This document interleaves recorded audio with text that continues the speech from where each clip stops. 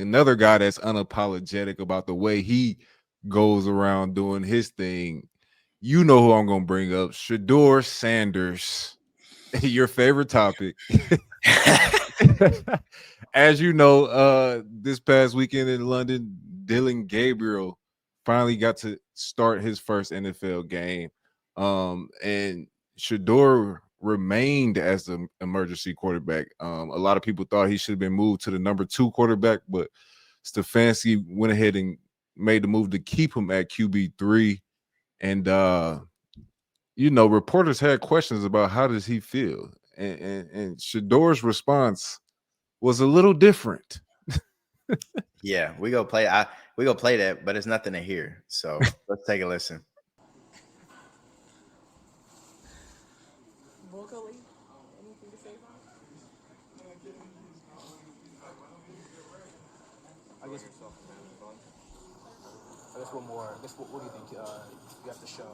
You know, show to the coaches just to have them have that belief in you that you can be ready. All right, so we go cut it off now because, like I said, it wasn't nothing to hear. I think it's damned if you do, damned if you don't.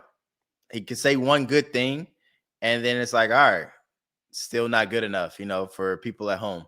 You say a bad thing, that's great. We need that. That's clickable moments. And it's funny that you wanted to bring this up because I actually talked to a reporter there that I know. And I asked her, like, why is everybody so fixated on talking to him? Like, you know what I'm saying? Like, I just feel like they reaching by talking to him every day. And she was like, wrong. She was like, we don't talk to him every day. She was like, it just so happens that when we do talk to him, it goes viral. Like, and that's just what people like listening to. She's like, we interview all 3 quarterbacks about the quarterback change that day. Dylan Gabriel's comments didn't go viral. Joe Flacco's comments didn't go viral. Shedeur's did, though. The team have a PR person next to him. Like, you get 2 questions with Shedeur. All right, let's roll. All right, thank you, guys. Like, they cut it off anytime when they feel like it's going the wrong way. And if a PR member was right there and he was mouthing it off, they could have been like, all right, guys, that's it. You know what I'm saying? Like, they could protect him if they want to. It doesn't seem like they want to protect him. Clearly, he's engaging. Clearly, he drives up revenue and streams and views on your platform. So they're doing it for a reason. So I don't appreciate what the Browns are doing. But also, I agree with the decision not to make Shedeur your number 2 quarterback. Because you got guys you got the number 1 defense out there. Like, you want a chance to win ball games. Joe Flacco wasn't really doing that for you. But if you throw out a rookie out there, come on now, like, let's be real. Like, you're not going to have that much success. It's very few rookies that come in and have a ton of success from the quarterback standpoint. And so, like, you see it here with the Vikings. Like, Max Brosman outplayed every quarterback that they had on a roster during preseason. One quarterback got traded away. The other one got cut. But they brought in Carson Wentz because you need somebody with experience. You need someone that's been there before, that's walked in those shoes. So I kind of understand why Shedeur wasn't raised to quarterback 2, because they're still playing for something. It's still early in the season. Now, if they keep losing, we go see Shedeur. It's going to be Shedeur time. And when he do, stadium going to be packed. It's going to be sold out. It's going to be the most watched game in the NFL that week. We all know this. Like you said, I don't necessarily disagree with him staying at quarterback 3. But it's just the way that he's handling some of these things, man. Like, we know for a fact, like, from the jump, the Browns have never been in the business of protecting Shedeur Sanders and his interests. So that was not going to happen since the draft, basically. So we knew that wasn't going to happen. These reporters are going to have access. They're going to give him every chance to shoot himself in the foot. Because at this point, it seems like that's what the Browns are looking for. They're looking for an excuse to not play him. They're setting them up to do so. And Shedeur is falling into their trap a little bit here, man.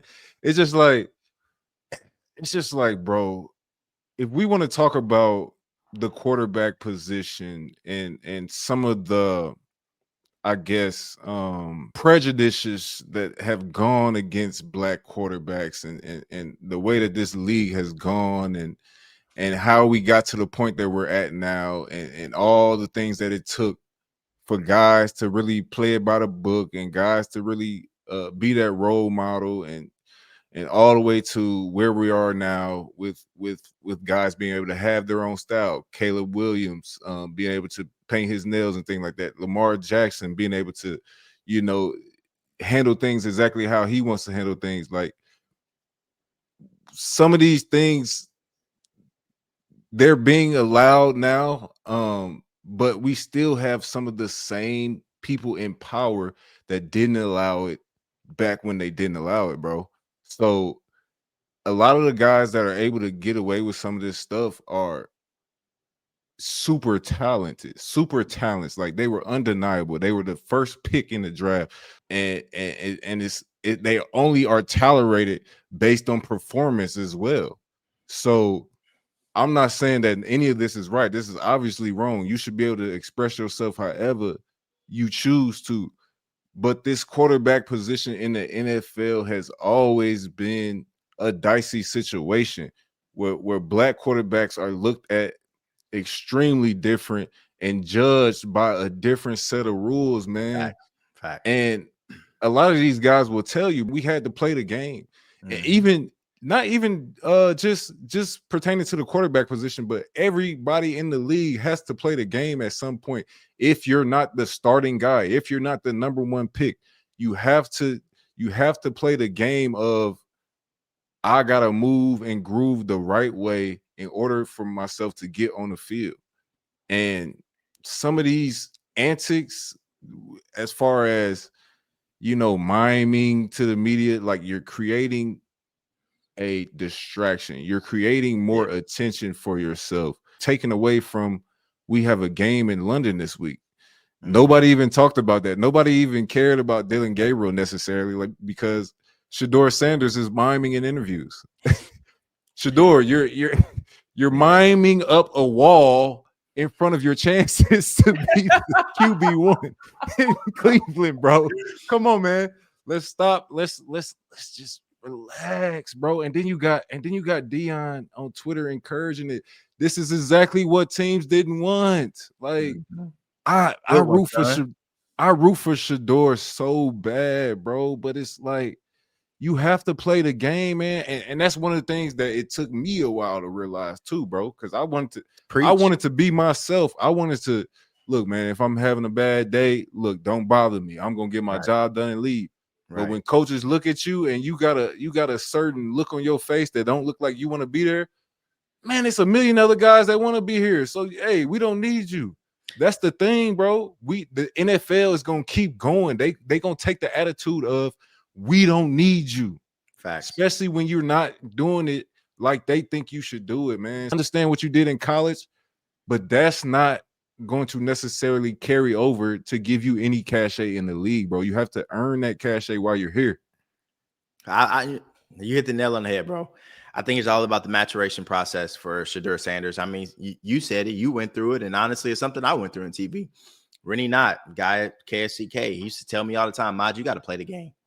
Like sometimes you got to kill them with kindness. Sometimes you can't tell them the truth. Sometimes you can't tell them how you feel.